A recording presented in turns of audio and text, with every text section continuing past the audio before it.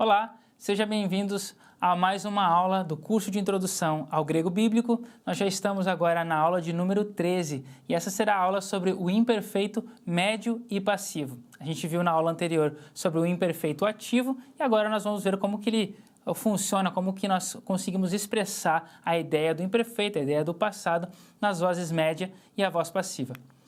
Então, primeiramente, a gente precisa saber que a voz média e a voz passiva, a diferença vai ser pelo contexto. A gente já viu isso anteriormente na questão do presente do indicativo ativo, então do imperfeito do indicativo ativo. Agora, nós vamos ver que no médio passivo também, do presente médio passivo, a gente tinha o mesmo caso, é o contexto que vai definir quando que o meu verbo está no médio, na voz média, quando que o meu verbo está na voz passiva. A gente também tem os verbos defectivos, os mesmos verbos defectivos médio e passivo do presente, eles agora funcionam, mesma coisa no imperfeito, que é um verbo que só aparece com a terminação média e passiva. Antes a gente viu, erchomai, por exemplo, e agora nós vamos ter a o mesmo caso, só que com as terminações, obviamente, do médio e passivo. E nós temos a questão de uma coisa nova, que na verdade isso acontece sempre, mas para não ficar tão complicado, eu resumi isso, eu abreviei isso, mas agora eu preciso falar para vocês que a gente, dentro da raiz do verbo, a gente tem uma vogal temática. Às vezes a vogal temática é o ômicron, às vezes a vogal temática é o épsilon, e isso vai mudar um pouquinho só a desinência, a forma da terminação do verbo. Então, mas não fique preocupado, isso não é nada complicado, é só para que você saiba que às vezes muda, que essa vogalzinha aqui, ela pode mudar, por causa que certos verbos preferem a vogal ômicron, outros verbos preferem a vogal épsilon. Então, aqui é a nossa forma, de primeira pessoa, eliomen, e nós temos, então, em relação ao médio passiva, o épsilon, isso faz parte, dos verbos do imperfeito, os verbos do passado, geralmente recebem um aumento. A raiz, então, que é li, essa é a nossa raiz, a nossa vogal temática, que é o o, ok? E a nossa desinência, pulou ali, que é o men, que essa é a nossa desinência básica aqui, então, para formar a primeira pessoa, a gente vai ver isso caso a caso agora. Então, o imperfeito de primeira pessoa, singular, médio passivo, de primeira pessoa no singular. A terminação vai ser omen, certo?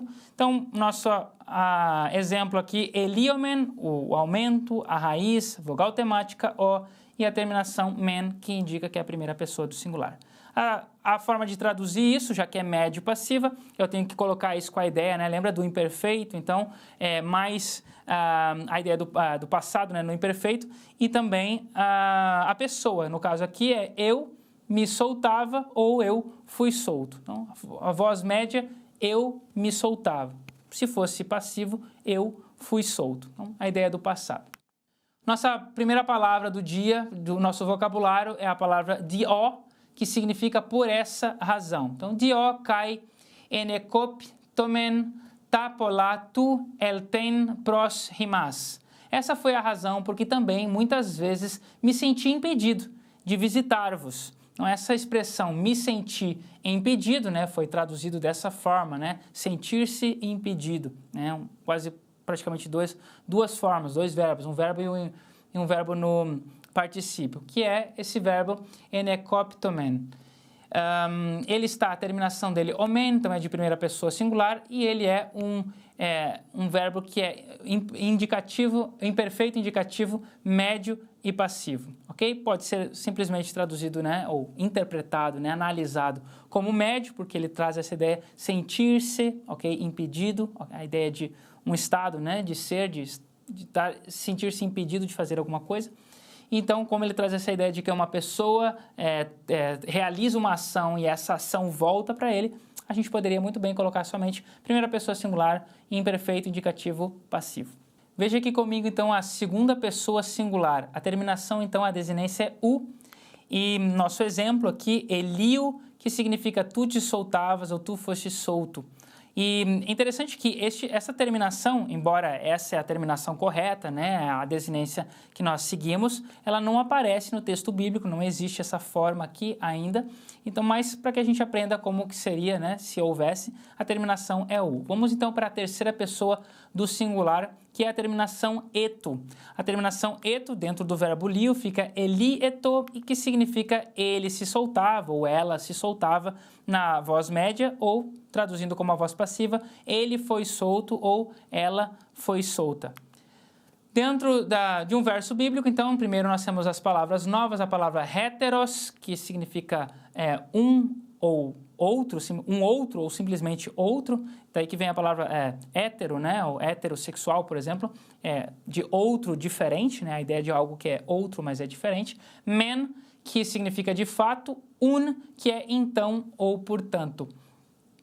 O nosso verso diz, pola men kai hetera parakalon eu engelizeto ton laon. Assim, pois, com muitas outras exortações, anunciava o evangelho. Eu engelizeto, que é o que aparece em vermelho. Então, a nossa terminação eto é a terminação de terceira pessoa do singular, do imperfeito, do indicativo médio. Neste caso aqui, ele está sendo utilizado na forma média, porque ele fazia isso por ele mesmo, no caso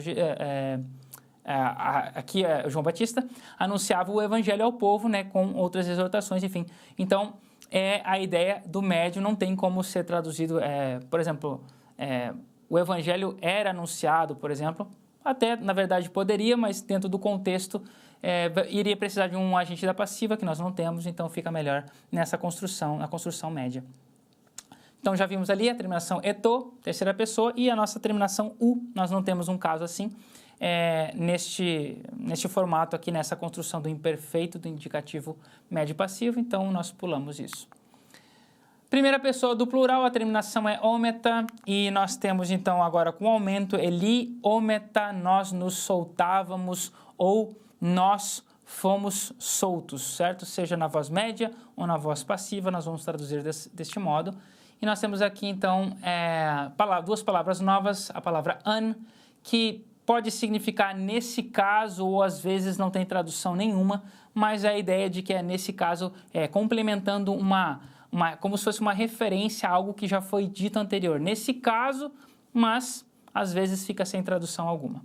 Crino, que é o verbo julgar, e vamos ver nosso verso de exemplo. Eide autus die crinomen uk an ecrinometa. Porque se nós julgássemos a nós mesmos, não seríamos julgados. Apenas um parênteses, veja que a palavra an não foi traduzida aqui, ok? O tradutor preferiu não traduzir, era só uma expressão de ênfase, né? Que pode ser, né, nesse caso, mas não foi traduzido. E nosso verbo, então, que é a nossa análise mais importante, é crinometa, a terminação ometa. A gente acabou de ver que isso refere-se à primeira pessoa do plural, e aqui nós temos um verbo que é indicativo, imperfeito, indicativo, médio e passivo, porque seríamos julgado, uma referência aqui, né, ao passado, ele pode tanto ser traduzido ou visto, né, na forma média quanto na forma passiva. Então, ele pode ter dois formatos em 1 Coríntios 11, 31. A nossa próxima forma é a segunda pessoa do plural, a terminação então é este. O nosso verbo exemplo é eli este, que significa vós vos soltáveis na forma média, ou vós fostes soltos na forma passiva. Lembrando que, assim como a segunda pessoa do singular não tem uma ocorrência, né, do imperfeito, do indicativo médio passivo na Bíblia, assim também a forma plural não aparece na Bíblia. Então vamos direto agora para a próxima forma, que é a forma do imperfeito, indicativo médio passivo, terceira pessoa do plural. A terminação então é onto. A terminação onto, com um exemplo, elionto, que forma então na voz média, eles se soltaram, ou elas, né, se soltaram, ou na voz passiva, eles foram soltos, ou elas foram soltas. Nosso exemplo, nós temos agora, né, as últimas palavras de memorização: baptizo, que significa batizar, ekeplesso, que significa maravilhar-se, Iordanes, que significa o nome Jordão, Rio Jordão, né? E pótamos, que é uma palavra, um substantivo masculino, que significa rio, daí que vem a palavra hipopótamos, né? Então, ou Mesopotâmia. Então, pótamos significa rio.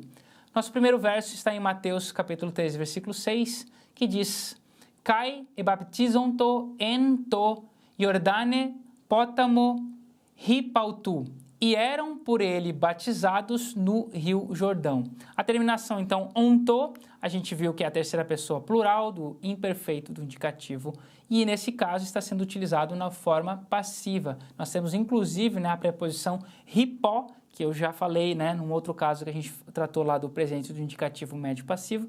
Quando a gente tem o hipó, geralmente isso é uma indicação de que o nosso verbo, então, ele está no passivo, porque isso indica o agente da passiva. Eram batizados por ele no Jordão. Nosso verso seguinte, Lucas 4:32, kai exeplesonto epite didache autu hoti en exousia en hologos autu. E muitos se maravilhavam da sua doutrina, porque sua palavra era com autoridade. Agora nós temos então a ideia de que o povo aqui, né, ou as pessoas, maravilhavam a si mesmos, ou seja, a ação que elas tinham retornava para elas. Portanto, a terminação onto já diz que é terceira pessoa do plural, imperfeito indicativo médio, porque é uma ação que volta aqui, né, dá a ideia de voltar-se. Resumindo tudo que nós vimos, né, vendo isso num gráfico, nós temos então, não esquecer do imperfeito do indicativo médio passivo, ele precisa do aumento, assim como na forma ativa, mas então as desinências, as terminações específicas do caso aqui do verbo do imperfeito médio passivo. Nós temos omen u eto, ometa este onto, ok? Omen u eto, ometa este onto, para a primeira, segunda, terceira pessoa, o singular e o plural. O exemplo disso, a conjugação disso com os verbos, né, com aumento silábico e com aumento temporal, fica então, de uma forma geral, vendo, né, assim, eli omen, elio, elieto, eliometa, elieste, elionto, né, que é o verbo soltar, e a gente vai traduzir isso como seja médio ou passivo, colocando isso para o passado. O verbo guiar, que tem o aumento aqui, né, através do eta, que é o aumento temporal, né, a fusão entre a vogal da raiz do verbo mais a vogal do aumento, ficou egomen, ego, egeto, egometa, egeste, egonto, que é o verbo passado do verbo guiar, seja ele na forma média ou na forma passiva, que nós vamos usar aí o verbo de ligação e o verbo na forma particípio. Bom, essa foi a nossa aula de hoje. Nos vemos na próxima aula. Bons estudos e boa sorte!